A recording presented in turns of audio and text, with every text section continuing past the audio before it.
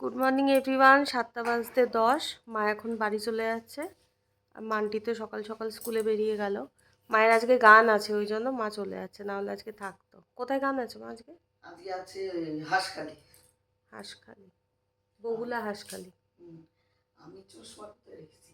হ্যাঁ, তোমার চশমা কোথায় মা? বাবাই ঘুমাচ্ছে, তারও দেখছি। বাবাই স্নান করে স্কুল ড্রেস পরে এখন এইসব খেয়ে নিচ্ছে। এখনও পুরোটা রেডি হতে পারেনি, বেল টাইফাই কিছুই পরেনি। আমি বললাম তাড়াতাড়ি খা, 8:30 বেজে গেল, আর 10 মিনিট হাতে। আর এখানে বাবাই টিফিন রেডি করে দিয়েছি, রুটি, মিষ্টি, আলু ভাজা। গরমের জন্য তো কতটা ভালো থাকবে, এই গরমকাল পড়ে গেলে একটা টেনশান হয় জানো তো। অনেকটা বেলায় খায়, দুটোর সময় না তোদের টিফিন? 1:20। আর এই যে বিছানা গুছিয়ে নিয়েছি, তবে ঘরদোর টুকটাক অগোছালো তো থাকবেই, সেগুলো আজকে আর কিছু গোছাবো না আর কি, পরে গুছিয়ে নেব। কারণ এই যে হাত আবার সোজা করতে পারছি না, হাতের পাতা, আর এই জায়গাটাও আবার ফুলে গেছে। বাবাইয়ের জন্য রুটিটা করতেই পারছিলাম না, হাতও ফুলে গেছে, বুঝতে পারছো। তারপর বাবাইয়ের আলু ভাজাটা মা করে দিল, শাশুড়ি মা। মারিয়াদের বাড়ি থেকে যেদিন এসেছি, সেই গিয়ে আবার এসেছি 2:30-টে। আচ্ছা, কালকে হলো রাত 1টায় স্নান করে শুতে শুতে সেই ভোর হয়ে গেছিলো। মানে সেভাবে ঘুম হয়নি। আবার কালকে সারাদিনের শারীরিক পরিশ্রম না হলেও একটা ধকল তো থাকেই। তারপর ঘরের এইসব কাজকর্ম করেছি, কয়েকদিন ধরেই শরীরটার উপরে অত্যাচারই হয়ে যেত, সেই জন্য। মামি এসেছে, আসো। তো সেই জন্য এখন স্নান করে আমি একটু ঘুমিয়ে নেবো। মামিকে বললেও ধুয়ে দিতে না, তোমাদের ছেলে। তো বাবার টিফিন করেছি, সিঙ্কে কিছু বাসন আছে, ও মানে নিচে মামিকে বলেছে যে মামি একটু ধুয়ে দাও। দেখো, ভাগনা বলেছে আর মামি স্নান করে চুল টুল না ছেড়েই চলে এসেছে। দিদাকে তো তোমরা সবাই চেনো, এই হলো দিদার বৌমা, আমার ছোটো মামি শাশুড়ি, বান্ধবী। মামি কম বন্ধু বেশি।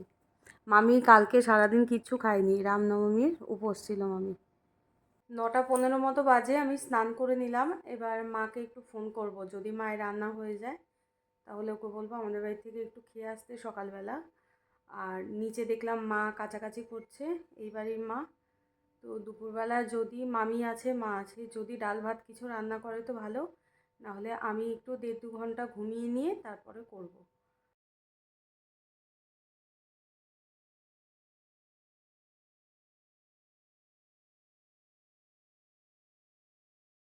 বাবার জন্য স্কুলের টিফিন রেডি করছি। তো এখানে ক্যাপসিকাম আর পেঁয়াজ, অল্প একটু অলিভ অয়েল দিয়ে, আর 3 রকম সসই 2-1 ফোঁটা করে দিয়ে জাস্ট একটু নেড়ে নিয়েছি, হালকা একটু নরম হয়ে গেছে। আর এখানে পাউরুটির সাথে ডিম দিয়ে ভেজে নিয়েছি, এক পিঠ পুরো ফাঁকা আর উপরের দিকটা আছে। এটা একটু ক্রিস্পি করেই ভেজে নিয়েছি অলিভ অয়েল দিয়ে। আর এখানে অল্প করে মেয়োনিজ, সস আর গোলমরিচ নিয়েছি। এই যে রেডি হয়ে গেছে। ছাদে আসলাম, সকাল সকাল জামা কাপড় মেলে দিয়ে গেছিলাম, সমস্তটাই শুকিয়ে গেছে। শীতকাল আসলেই ছাদে যখনই জামা কাপড় তুলতে আসি, তখনই মনে হয় যেন জামা কাপড় তোলার পরেও বেশ কিছুক্ষণ ছাদে দাঁড়িয়ে থাকি, একটুখানি রোদটা গায়ে লাগাই। আর গরমকাল আসলেই মনে হয় জামা কাপড়গুলো যদি সন্ধেবেলা তোলা যেত তাহলে কি ভালোই না হতো। কিন্তু রোদে যদি সারাদিন জামা কাপড় রেখে দেওয়া হয় তাহলে তো জামা কাপড়ের রং একদম জ্বলে যায়। তো সেটা তো করা যায় না, অগত্যা আসতেই হয় আর কি। তো মানে সহ্য করা যাচ্ছিল না, এত রোদ। আজকে রান্না বান্না একটু দেখিয়ে দিই। এখানে আছে ট্যাংরা মাছের ঝোল আদা জিরে বাটা দিয়ে, আম দিয়ে মসুর ডাল, ভাত। আর এখানে মান্টি বাবার জন্য একদম হালকা করে চিকেন বানাচ্ছি। ওরা তো আলু খেতে পছন্দ করে না, তাই আলু দিইনি। অনেক বাচ্চারাই শুধু আলু খেতে পছন্দ করে না, মাংসের বড়রাও, কিন্তু আমাদের এই বাড়ির কেউই সেভাবে পছন্দ করে না। ভাই তবুও খায়, কিন্তু বাবাও খেত না সেভাবে আলু, ও খায় না, মান্টি বাবাও দেখি খেতে চায় না। তো ওকে পেঁপে আনতে বলেছিলাম, হয়তো পেঁপে কিনেছে কিন্তু সময় মতো বাড়ি আসতে পারেনি, হয়তো কাজের সাইডে আছে। তো সেই জন্য আমি এমনিই করে নিলাম। আর এবার আমি ছাদের থেকে যে জামা কাপড়ের স্তূপ আনলাম, এগুলো ভাঁজ করে নেব। কাল এতটাই শরীর খারাপ হয়ে যায় আমার যে কালকে সারাদিনে আমি মাত্র একবার নিচে গেছি, মানে রান্নাবান্না তো দূরের কথা। মানে সারাদিন শুয়েই ছিলাম। তারপরে ওই 4টের দিকে আমি দেখলাম যে না, আমাকে তো কিছু খেতে হবে এবার। তো সেই সময় নিচে গেলাম, মা ভাত বেড়ে দিল, ভাতটা আবার ওপরে নিয়ে এসে খেয়ে ওষুধ খেয়ে আবার শুয়ে পড়েছিলাম। তারপরে সন্ধ্যাবেলা উঠে চাও করতে পারিনি কারোর জন্য। মামি একবার এসেছিল যে বৌমা চা খাবে, আমি বললাম না, মানে কিচ্ছু ভালো লাগছিল না। আর মামার জন্য পয়লা বৈশাখের সময় একটা টি শার্ট কিনে রেখেছিলাম। মামা তো ভীষণ নিজের, জানো তো, মানে দেখো তো, মা যখন এমসে ডাক্তার দেখাতে যায় তখনও মামা আসে, মানে আমাদের যে কোনো সুবিধা অসুবিধা ভালো মন্দ সব কিছুতে মামা আমাদের পাশে থাকে। তো মামা, শ্বশুর কম, নিজের মামাই বেশি। তো মামার জন্য একটা লাইট ইয়েলো কালারের, মানে কুসুম হলুদ কালারের কুলটি কাপড়ের যে গেঞ্জিগুলো হয় সেটা একটা কিনেছিলাম মামার জন্য। আর মাকে, মানে এই বাড়ির মাকে পয়লা বৈশাখে যে বাটিকের লিনেন শাড়িটা দিয়েছি, মামিকেও তারই অপোজিট কালার, মানে মামির শাড়িটা ব্ল্যাক, পাড়টা হলো মেজেন্টা, মামিকে দিয়েছি।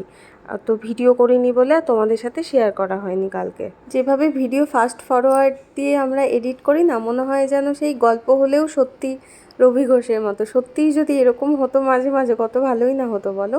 তো দেখো আমার সমস্ত জামা কাপড় কিন্তু ভাঁজ করা হয়ে গেছে। মাথায় চুলটা না থাকাতে মাথা আরও গরম হয়ে যাচ্ছে গরমে। আমাকে বললো যে একটুখানি লেবু নুন চিনি দিয়ে শরবত বানিয়ে দাও। চিনিটা গুলবে তো বলো, তার মধ্যে মনে হয় 100 বার ডাকা হয়ে গেল। আর মান্টিও চলে এসেছে স্কুল থেকে, স্নান হয়ে গেছে মান্টির। দেখি মাথার কি অবস্থা, গরম হয়ে গেছে মাথা। বাইরে প্রচন্ড রোদ। টুপি পরে তবু এ তো ছোট ছোট চুল রাখে, তো দেখবে 2 মাসের মধ্যেই আবার নর্মাল হয়ে যাবে। আর কালকে বাবা ও লেবু নুন চিনি দিয়ে শরবত বানিয়েছিল। হ্যাঁ, বাবা আমি ঘুম থেকে উঠেই আনলাম, আমারও গলাটা শুকিয়ে গেছে গরমে, আনলাম একটু দেও তো। বাপরে বাপ, কি নুন, একটুও না, একটুও না। তুমি তো নিজের জিনিস সবাই ভালোই ওরকমই হয়, নিজে করলে সেটা ভালোই হয়। বাপরে বাপ, এত নুন দিয়েছে সে আর কি বলবো। খেতে পারছে না তো আমাকে বলছে তুমি খেয়ে নাও, পুরোটা পুরোটা খেয়ে নাও, হাফ আছে খেয়ে নাও। কারণ আমি আজকে করে দিলাম, ভালো হয়নি। রান্নাঘরের কাজ হয়ে গেছে, আবার ছোট্ট হাঁড়ি করে একটু ভাত বসালাম ভাইয়ের জন্য আর ওর জন্য। কারণ বাইরে তো প্রচণ্ড গরম তোমরা জানো। তো ভাইকে আর দোকানে খাওয়া দাওয়া করতে দেবো না, বাড়িতে যাই রান্না করব তাই খাবে। দরকার হলে লেট হলে একটু লেট করে খাবে, তাও ভালো। কিন্তু এই গরমে যদি ওই দোকান থেকে খাওয়া দাওয়া করে আসে, ওর শরীরটাও খারাপ হয়ে যাবে। তো এখন তো ওই 12টা 40 মতো বাজে, তো এখন ভাত করলে হয়ে যাবে। আর আজকে আমার কাজকর্ম একটু সকাল সকাল হয়েই গেছে। ভাবো বাইরে কি রোদ, গাছপালাগুলোর কি অবস্থা। আর যারা মানে লেবার শ্রেণীর মানুষ আছেন, যারা এই রোদের মধ্যে কাজ করে খোলা আকাশের নিচে, কি যে পরিস্থিতি তাদের এই গরমে। মান্টির ভাত নিয়ে চলে এলাম। একই অবস্থা, হ্যাঁ। মান্টি বলছে মা আমি ডাল ভাত খাবো, গরমে আমার ভালো লাগছে না।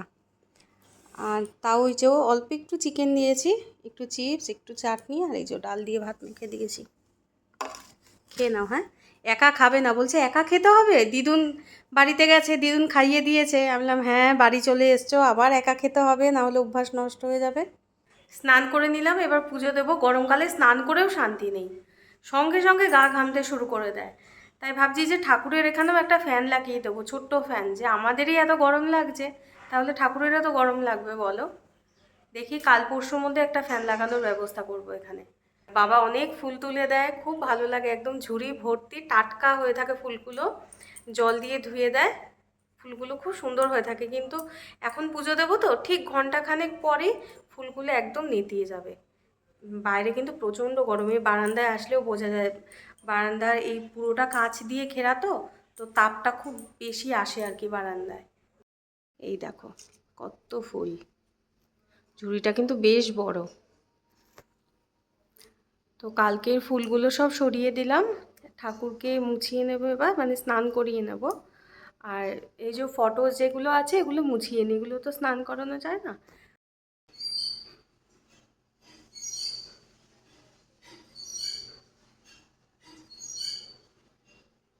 আজকে তোমাদের দাদাভাইকে বললাম যে একটু লেবু শরবত বানিয়ে দাও, মৌসুম্বি লেবুর, তবে আমার জন্য না, এই যে মান্টির জন্য। আর কি ভুলভাল বায়না দেখেছো, এই যে অনুষ্ঠানে প্লাস্টিকের গ্লাস অনেক আছে, প্লাস্টিকের গ্লাসে করে ও খাবে।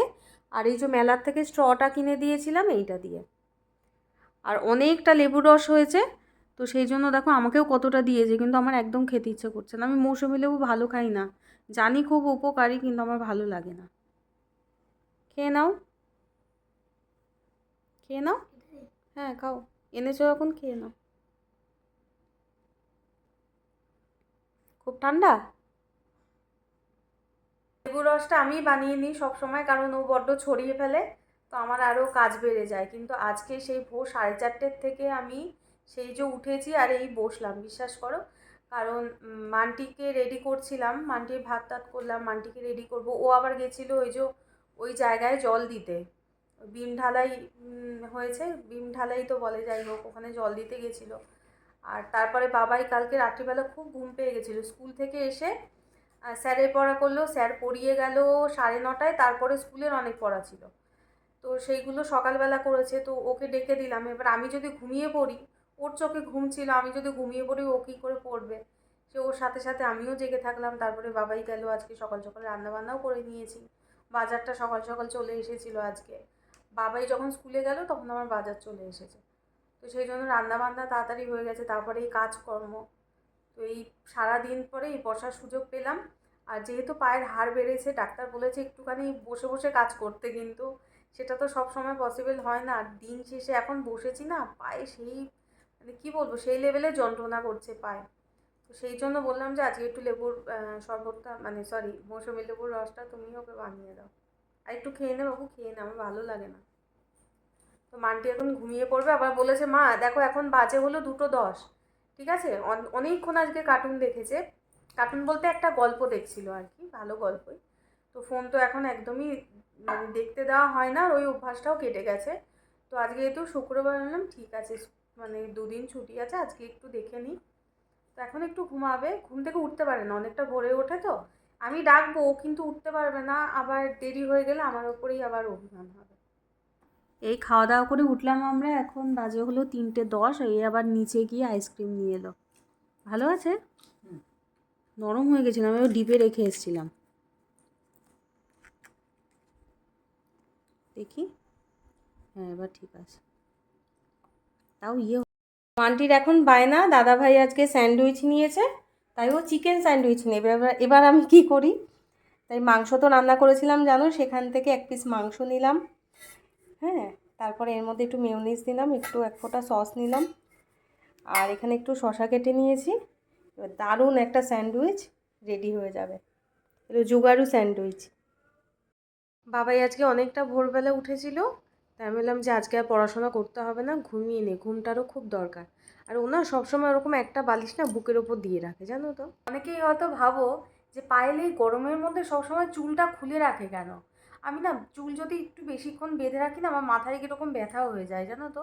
সেই জন্য দেখবি বেশিরভাগ সময় আমার চুল খোলা থাকে, এবং এটা আমার এমনই একটা অভ্যাস হয়ে গেছে না, আমার অসুবিধা হয় না। আর মা আসলো দোকান থেকে, আজকে তো একাদশী, তো মা আসার পরে লেবু নুন চিনি দিয়ে শরবত বানিয়ে দিলাম।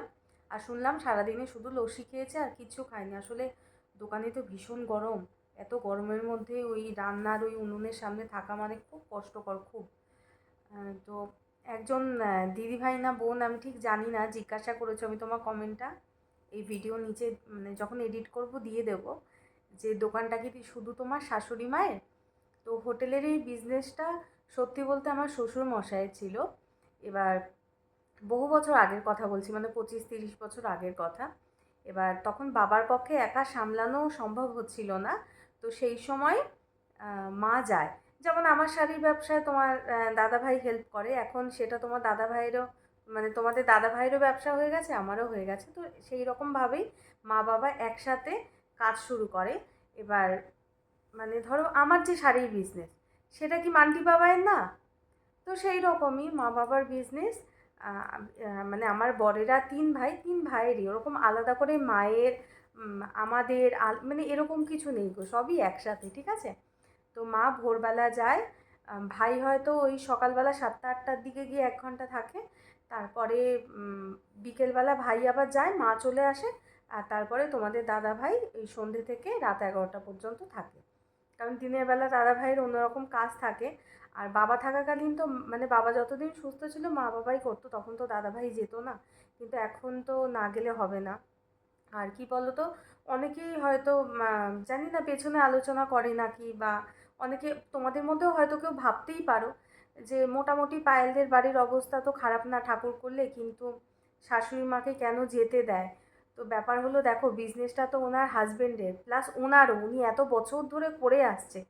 হ্যাঁ, তো সেখানে মাকে না করলেও মা যাবেই। মা যদি দোকানে না যায় না, মা বাড়িতে থেকে থেকে আরও অসুস্থ হয়ে যাবে। মানে দোকানটা ওনার প্রাণ, বুঝতে পেরেছো?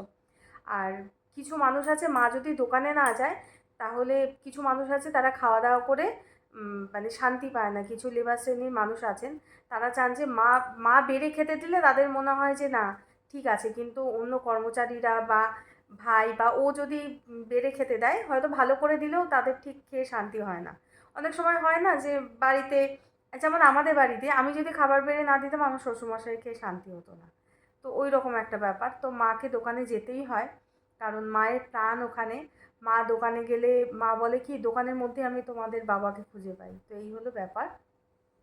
আর আজকে তারপরে নিচে গেছিলাম, তো বাবার যখন মানে শ্রাদ্ধের কাজ হয়েছিল, তখন কার্ডে লিখেই দেওয়া হয়েছিল যে কেউ যেন কোনো জিনিস হাতে করে না আনে, কারণ আমরা একটা মানুষকে হারিয়ে ফেললাম। সেখানে মানুষ এসে জিনিস দেবে, ওটা নেওয়াটা মানে আমার না খুব ইয়ে লাগে। একটা মানে শুভ একটা অনুষ্ঠান হয়, সেখানে আনন্দ করে অবশ্যই মানুষ ভালোবেসে কিছু উপহার দিলে নেওয়া যায়, কিন্তু এরকম একটা সময় তো নেওয়া যায় না। তো বাৎসরিক কাজে বেশিরভাগটা নিমন্ত্রণই ভাই করেছে আর কি। আর কার্ড তো ছাপানো হয়নি, মুখেই বলা হয়েছে।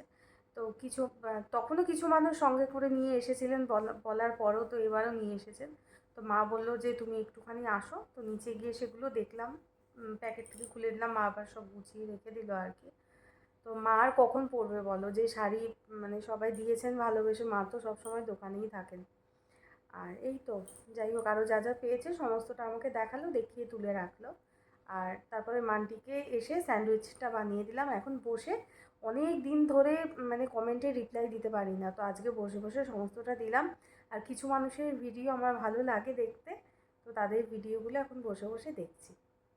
অনেক দিন পরে, মানে অনেক দিন কি, বহু বছর পর, প্রায় বছর দুয়েক পরে আমি আজকে দুধ পাউরুটি খাবো এতটা গরমে। কিন্তু তাও আজকে খুব ইচ্ছে করছে, জানো তো। আর এসি চলবে, ঘর ঠান্ডা থাকবে, অসুবিধা হবে না, আশা করি হজম হয়ে যাবে। আর এখনই খেয়ে নিচ্ছি যাতে করে, মানে এখনও শুতে শুতে অনেকটা দেরি তো। বাবা কি বাজারে যাচ্ছ? ভ্যান এসছে?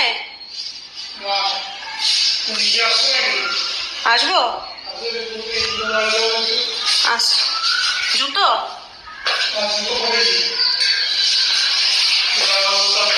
ও জামার বোতাম আসছে। আগে তুমি একটু সবাইকে বলো যে তোমার শরীর এখন কেমন আছে। শরীর এখন একটু ভালোই আছে, কালকের থেকে একটু ভালো, তাই তো? একটু ভালো আছে।